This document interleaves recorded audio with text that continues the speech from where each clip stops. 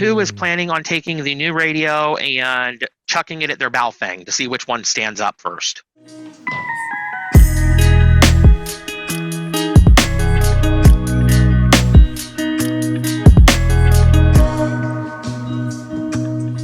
For those who were wondering, the signal stick antenna will fit on it, but it looks really awkward on that little bitty radio by comparison. Hey, look, a signal stick antenna. What do you know? Great antennas. I have several. You know I do, and you hate that I do that. Why ruin a working radio? Signal stick actually makes a pretty good antenna for the price. The Nagoya, I don't remember where my Nagoya is right this moment. So there is that. Greg confirmed that the 2600 battery changes in the website. I can't get the signal stick off the 878. I guess that's the permanent antenna for that one now. Yep. By the way, I want to make mention with the signal stick antennas, I had a singular issue with one of my blue ones where the resin had not had kind of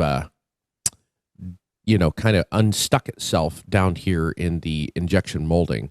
Went to them in Dayton this earlier year, and he said, "That's very uncommon. Let me get you a new one. No questions asked." So they were super cool with that. Oh yeah, and definitely don't do that to the Nagoya antenna. You'll break it. Unfortunately, you're not wrong. One thing that I have been working on that you guys don't know yet, Andy got to see a little preview of what I was working on last night. It's kind of cool. I'm working on a complete redesign of the BCU website.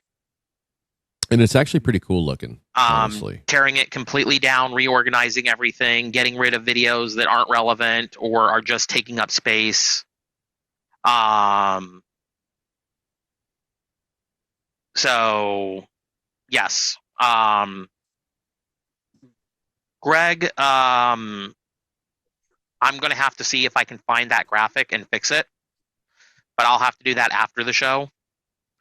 On the graphic itself. So there is that. Yeah, I had a sneaky feeling. Thank you, Jonathan, for pointing that out. And by the way, thank you for your help last night with rewording some stuff on one of the documents I was working on. It's one of the reasons I actually love the BC Plus members is you guys are always willing to step up and help when I've got a question or a concern and you guys have input into it. It definitely helps and makes things easier. So thank you again. Yeah, you see what Dan said there? Which email are you using? Send me a direct message so I can see which email you're using for your BC Plus. There should be a blue banner at the bottom. If you're not seeing it, it's a different email that is set up for your subscription.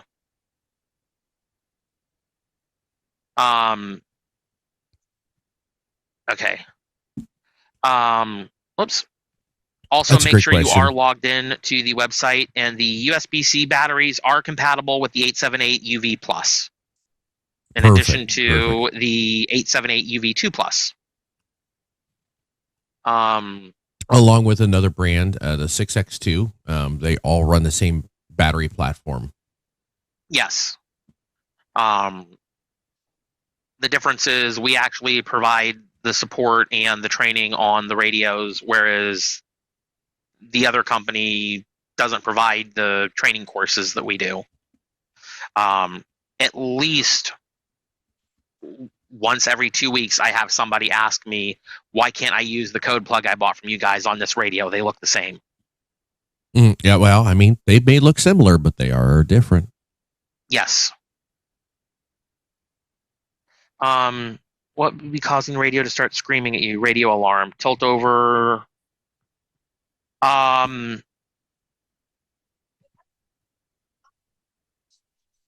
That's interesting. Nick, that's a really good question. Um,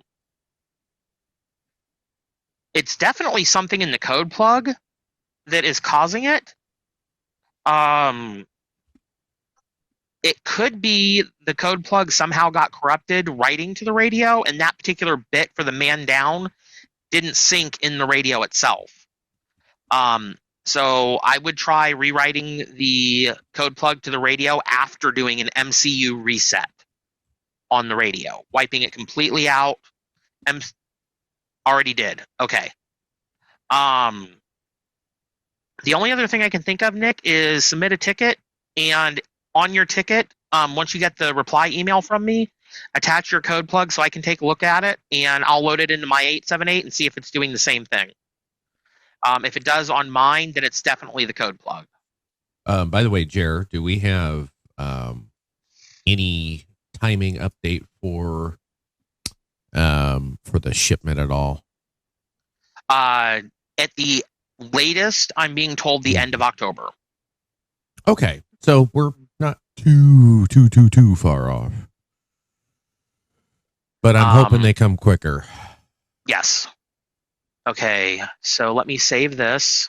Dan, what I want you to do is go in and add Bridgecom Plus annual subscription to your cart, and then go through like you're going to buy it, but do not click complete purchase until you put in the code that I'm sending you. That will zero out the first renewal and basically act like an extension for you, and then get you on the regular renewal plan. Yep, he's going to fix it. He's going to do a thing. Trust him. Trust the process. And you should have the code now. So just put that in for the discount code. If it had a failed renewal because a bank card declined it for some reason, like the bank card was accidentally off, that could cause that, but let me take a look at that as well. Here's what happens, guys. If you ever call in for a BC Plus subscription and they try to set you up with a draft order and tell you just click on the link in the email, you cannot do that because the system will not let draft orders set up the subscription. So you've got to actually do it through the website. That's why double check and make sure the website's working correctly. What happened was it was set up, Dan, in your case, February 1st, 2023, and it never renewed. So that's why it didn't go through. So it's just been kind of broken ever since. Yeah. So this will get you for the inconvenience, if you go ahead and add it now and put that code in, it'll get you the first year for free. All right, go ahead, Kurt. So on the 168, they've got noise reduction. Will that help? Will that help with the loud versus soft talkers, the different volume that people talk at on DMR?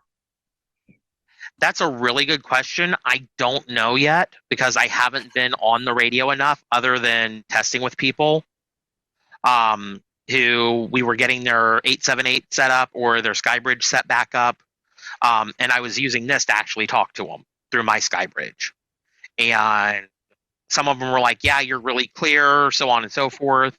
And I'm like, even with the fan blowing in my face. So that was actually... I'll be excited to test that. I'll be testing that personally because I do typically work in high noise environments. And on Motorola, of course, back to Mother M, they do have automatic gain control on the digital and the analog side. And it does also, you can enable an option for like receive audio leveling as well. So that kind of helps with people who are loud talkers. It basically a compressor. And I use the AGC on the commercial side, but I leave it off on the amateur side. And I just have a fixed either 3 or 5 dB mic gain setting that I've used my ears to tune that radio to about where everybody else is. I've got a radio with Open GD77 on it. It's got a +0, or you can add anything you want to it, but I run +0 dB gain, and that seems to level out people who have a high mic gain. Okay, cool. that really helps me hear things. Yeah, I'm super excited to get hands on with it. And first thing it's going to get used on is the commercial side, because that's where I do 90% of my work.